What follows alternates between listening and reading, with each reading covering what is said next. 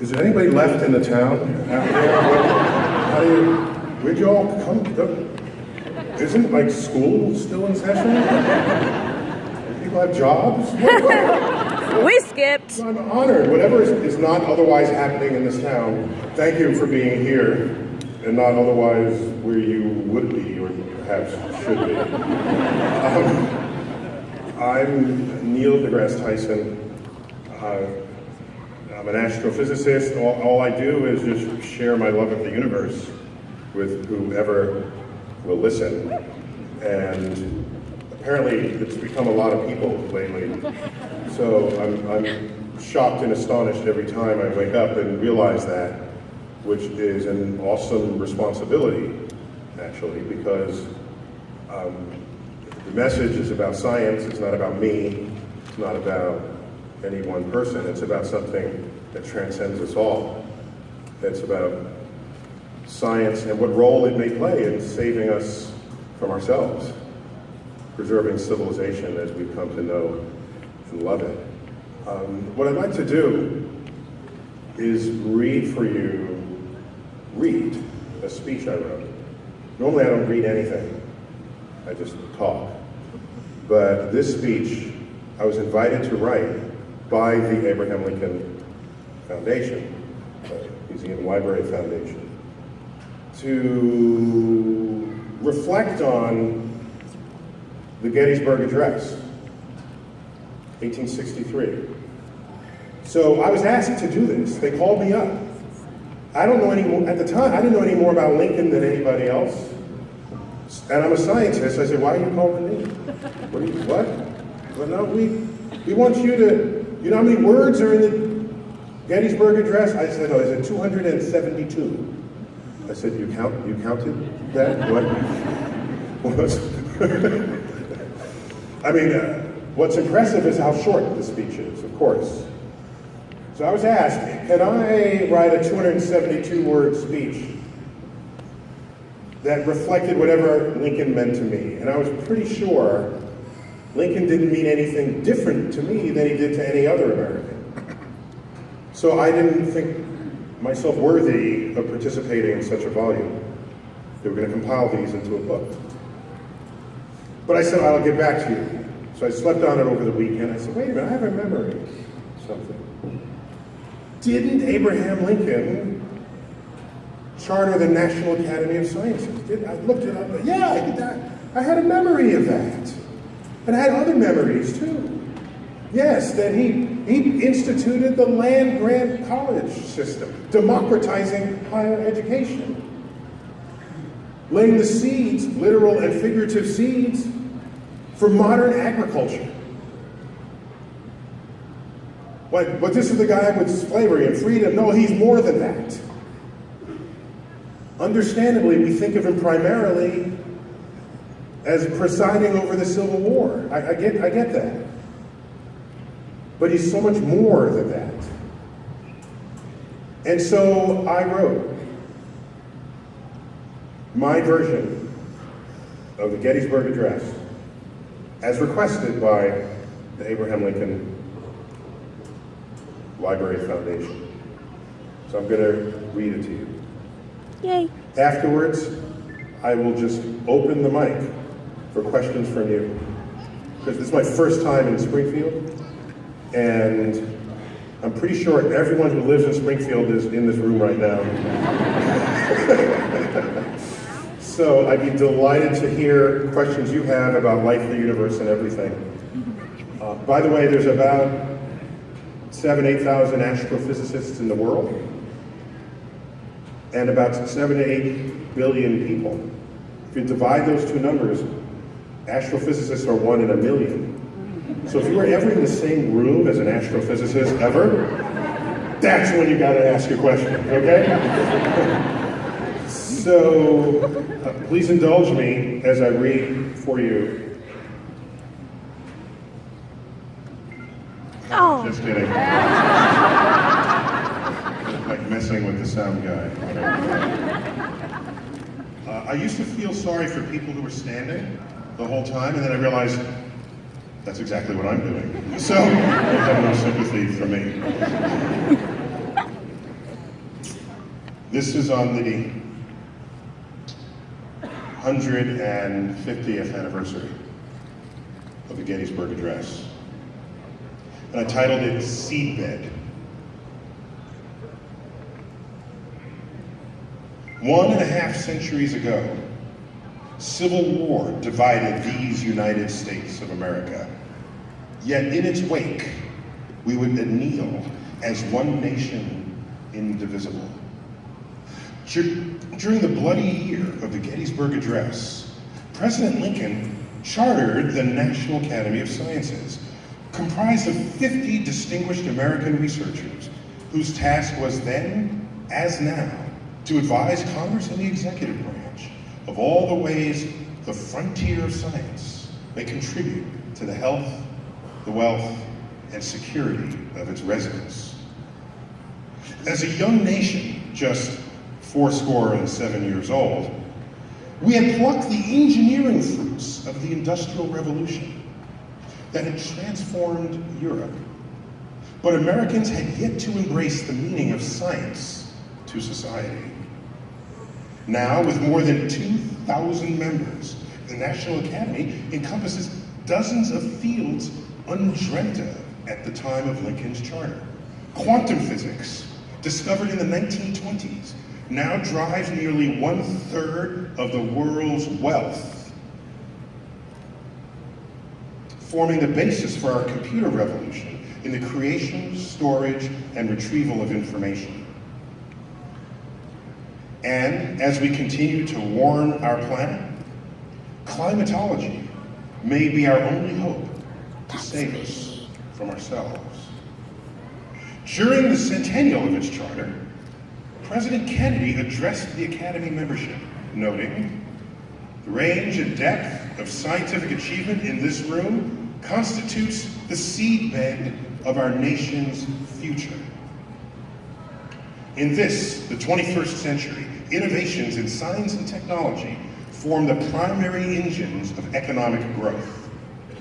While most remember honest aid for war and peace, and slavery and freedom, the time has come to remember him for setting our nation on a course of scientifically enlightened governance, without which we may all perish from this earth.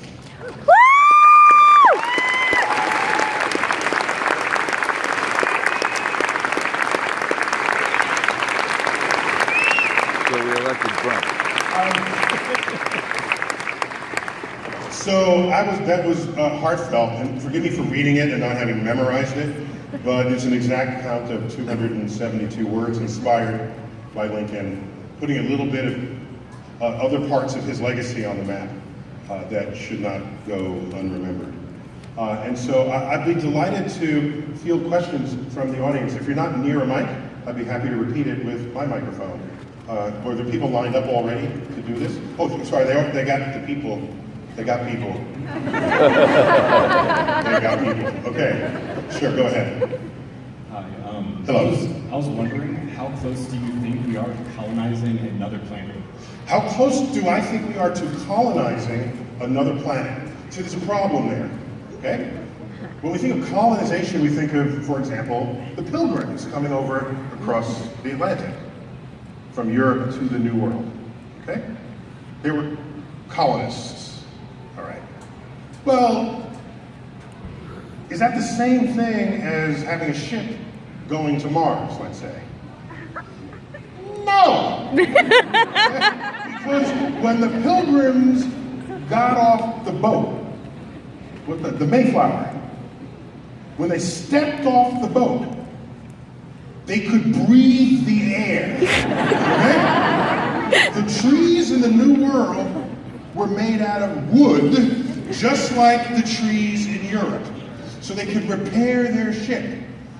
There were even people on the shores greeting them. They could eat the fruit on the vines. So, if we set up habitat modules on Mars and then ship people there, is it really a colony? Or is it just a little piece of Earth on Mars?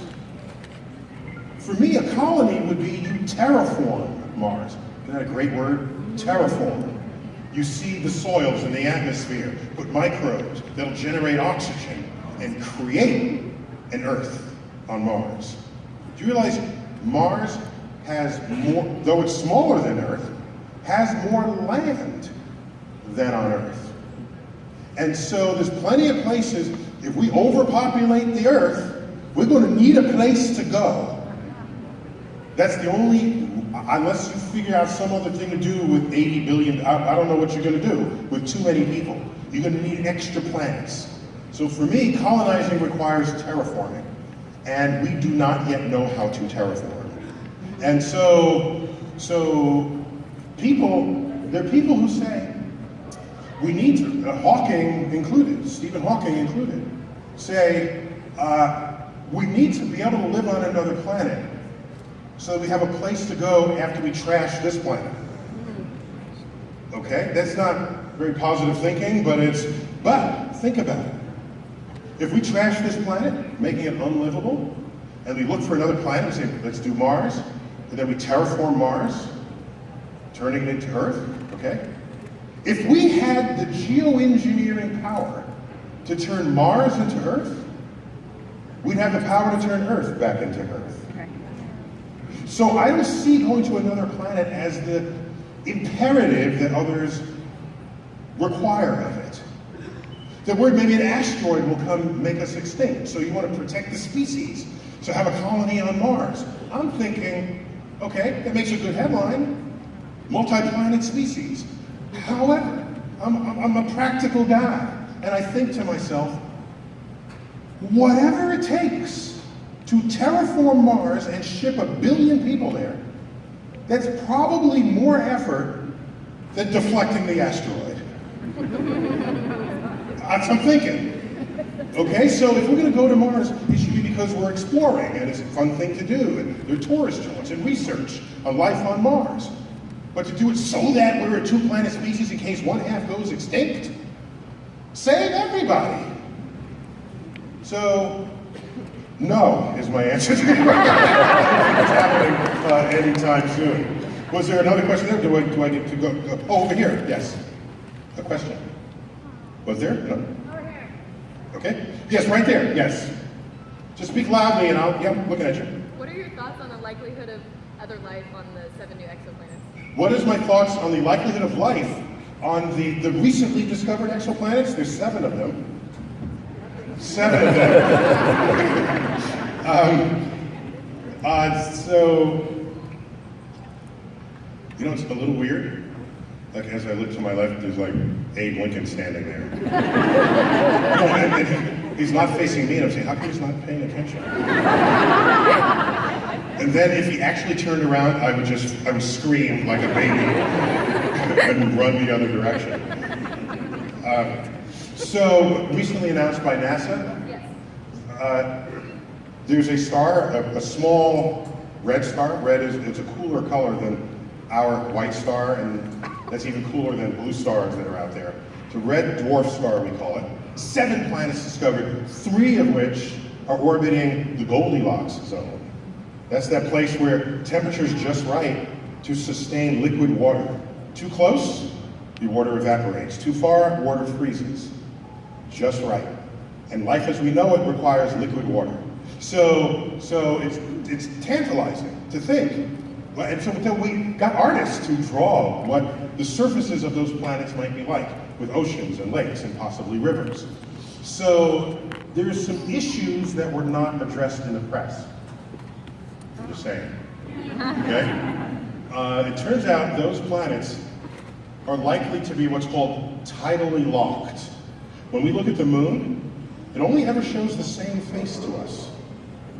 There is a far side of the moon and a near side. But all sides receive sunlight, which means there is no such thing as a dark side of the moon. Thank you. In spite of what Pink Floyd told you in 1973 with their album Dark Side of the Moon, I've been taking decades to undo the damage of that rock album. So we have tidally locked the moon. So its rotation rate exactly equals the time it takes to go around us. So it is rotating, but at exactly the rate to always show the same face towards us. Okay. It turns out, if you do the math, that star will have tidally locked all of those planets. Well, if that's the case, if you're on the planet facing the sun, it's going to be too hot. And if you're on the side facing away, you'll really have a dark side. It'll be cold. So if there's civilization, they'd have to be huddled around where the boundary between light and dark is. And you'd have to like have rotisseries for people, you know, or put houses on, I don't know. But so they're Earth-sized planets, but I hesitate to call them Earth-like planets because of the rest of these issues they'd have to deal with. So not only that, red stars have ferociously turbulent surfaces. They're spewing forth high-energy particles, all solar flares, all the time. It would be deadly for us on the surfaces of those planets, simply from the radiation from the sun. So I'm sticking to Earth until we can do a little. Oh, and on top of that, the fastest ship we have ever built, if you aimed it for these 7 planets, and I put you on that ship, okay, it would take 300,000 years to get there. Whoa. Yeah, so trips to such places are incommensurate with human physiology, which means you'll just be dead long before you get there. So we need serious warp drives and wormholes and stuff that only exist in science fiction. So that's why it's fun to think about these places, but not as a destination in anybody's lifetime. Yeah. Another question, right here, yes, go. Who built the sun? Who built the sun? That means, that question assumes that somebody built it, right? Because you say, who built it? That's like saying, what kind of cheese is the moon made out of? That assumes it's made out of cheese, but in fact it's not made out of cheese. The sun is one of hundreds of billions of stars in our galaxy, the Milky Way. And by the way, that was not known like forever. We kept thinking, the sun, that's special, and these stars in the night sky, they're just little dots of light.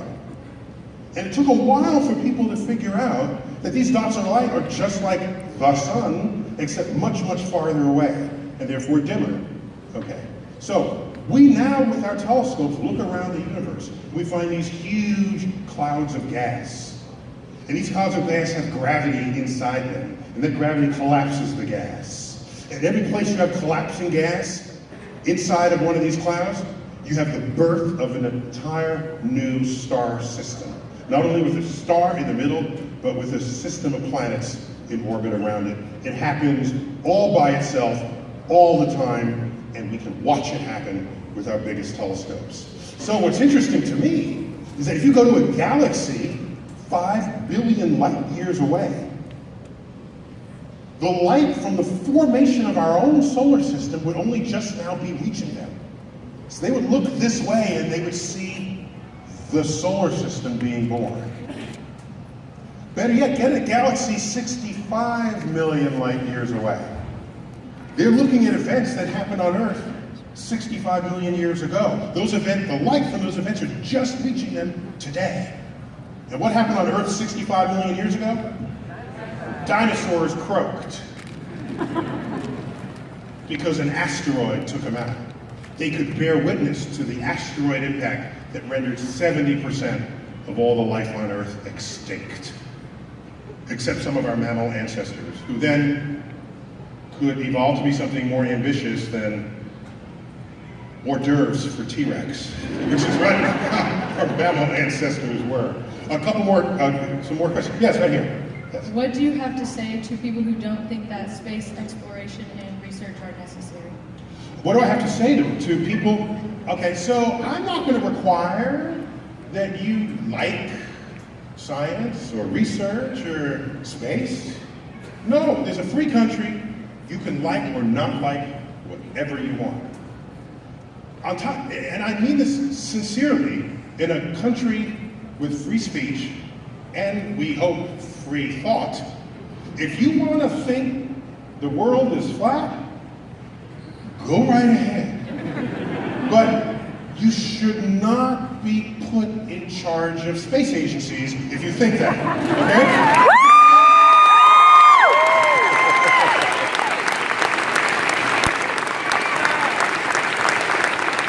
We can find some other job for you. There's plenty of other jobs, okay? So there's not, okay. So for me, the exploration of space is a force of nature unto itself on the hearts and minds and ambitions of a culture. So everyone is saying, why are we putting money up there when we have problems here on Earth? You know what I think of? I think of back in the cave, when someone looks out of the cave and says, gee, I wonder what's on the other side of that hill. Don't think about what's outside the cave until we solve our problems inside the cave. You see how absurd that sounds, okay? You see how small-minded that sounds. And here you are trying to solve the problems of the Earth looking down, and then the asteroid is coming, all right? You're not even looking, all right?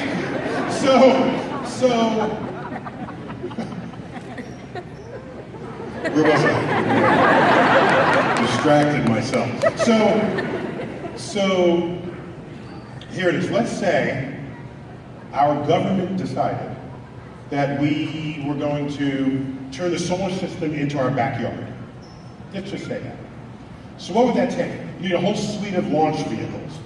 These will go to Mars, this will go to a comet, this will go to an asteroid. Maybe you want to mine that asteroid. The first trillionaire ever will be the person who mines asteroids for their natural resources.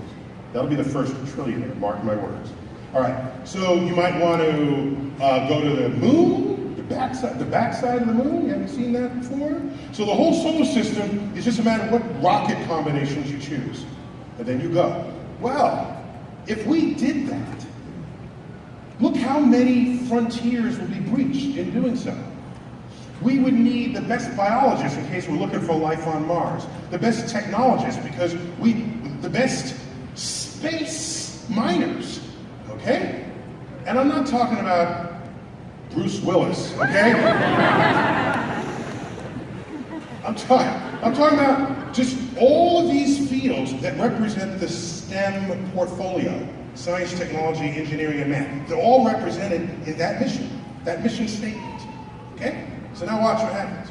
So the country's doing this, and you're in school. You see headlines coming down each day. Look what the astronauts did here and there and all that. Maybe you don't want to become a scientist. Maybe you want to become a lawyer, okay? But you like space. Somebody's got to write the laws about who owns the minerals on the asteroid. Now you're a screenwriter, and she hears about a new vista, a mountainscape on the backside of Mars, on the Mars moon Phobos, and she's got a whole movie story that she's going to write about this. Just think about what culture that would stimulate within us. We go from a sleepy country to becoming an innovation nation, and I submit to you that under those conditions, all those innovations will drive our economy like they've never been driven before. And so as a result, the ambition,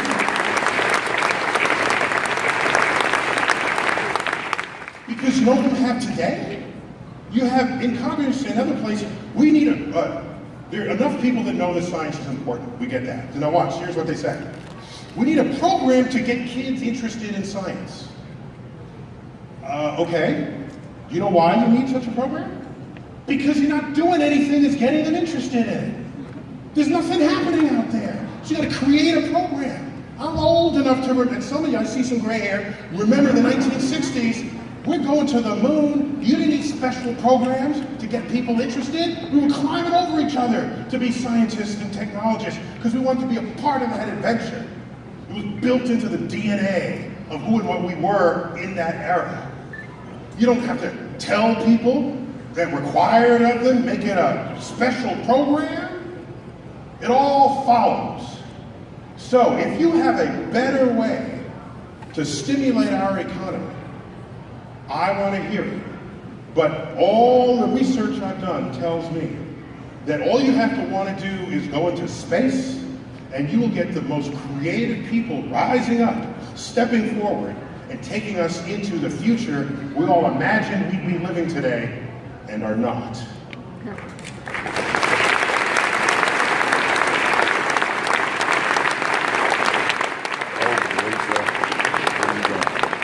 Got a question up front here. Hello. What do you think about dark energy?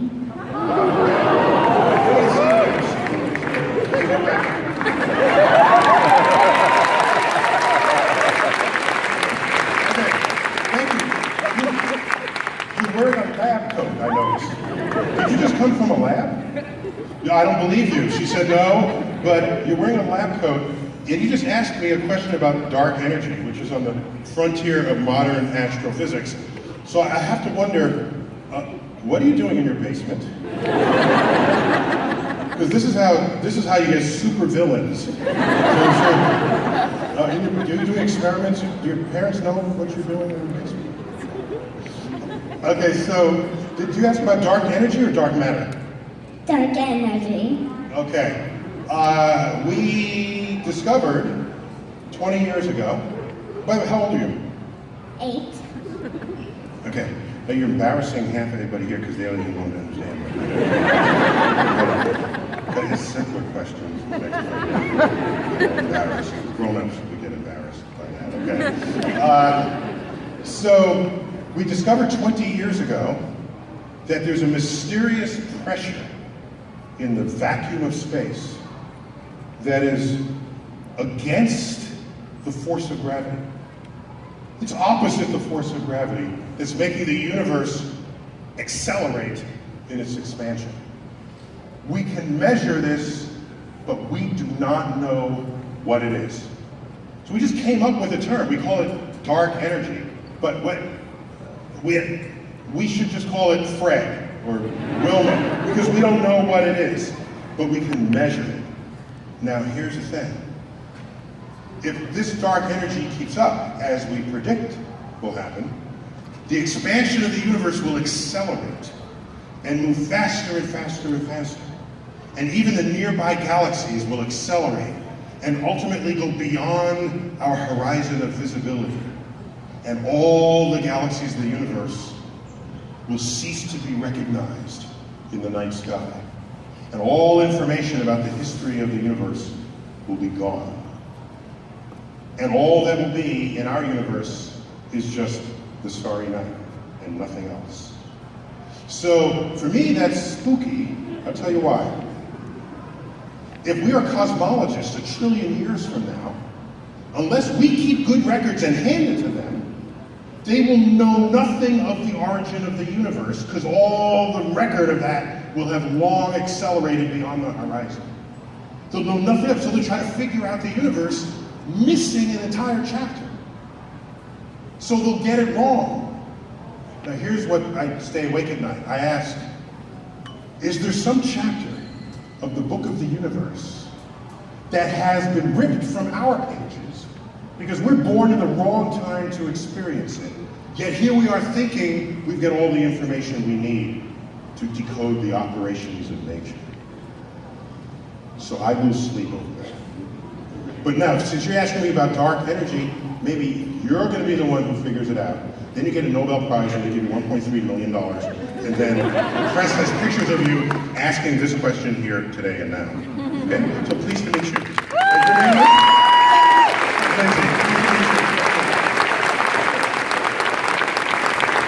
There's silver hair man right in front of me. Silver hair. Yes, go, sir.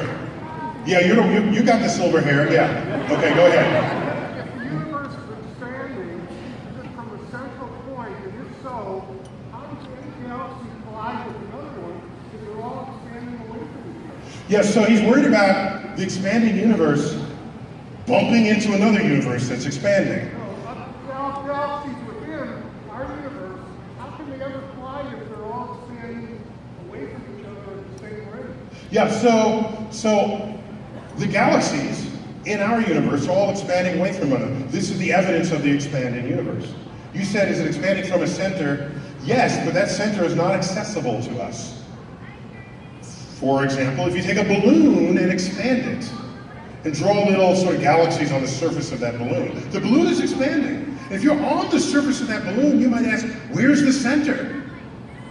That center is not on the surface of the balloon. The center is backwards in time when you started the expansion of that balloon. So you have to add time as a dimension here to figure out where and when things happen. So yes, we're expanding, but there's no point we can, place we can point to and say, that's the center. And so all expanding apart, we do have galaxies that collide. We're going to collide with Andromeda in 7 billion years. I put it on my calendar. October 12th, 7 but in 7 billion years, that's longer than the life expectancy of the sun. So we will have other issues to concern ourselves than the collision of our galaxy with Andromeda. Oh, by the way, the death of the sun, I don't mean to mess with you or anything, but when the sun dies, it will expand. It will expand so large that it will completely engulf the orbit of the Earth. Imagine sunrise. It would be the entire horizon, would be the surface of the sun showing up in front of you. Well, that's before the end of days, because the sun has not yet eaten Earth. It will continue to expand until it engulfs Earth itself. Earth's oceans would have come to a rolling boil. The rolling boil oceans would have evaporated into the atmosphere. The atmosphere would have evaporated into space. And Earth would be a charred ember orbiting within the sun's surface, deep within until it vaporized. Have a nice day. Yeah. Okay. Yes, little girl in red hair, yes. I made a report about you at school, and I was wondering if I could give it to you. You made a report on me in school, and you wonder if you could give it to me? Okay, now I have to say yes. If you can find someone who works at the museum and hand it to them, and then they'll make sure I get it. Okay? Otherwise, it's hard to navigate here. Time for a few more questions. Here, right here, front row in front of the stanchion. Yes. A little political, so. Okay, louder in your outdoor voice. Yeah. With EP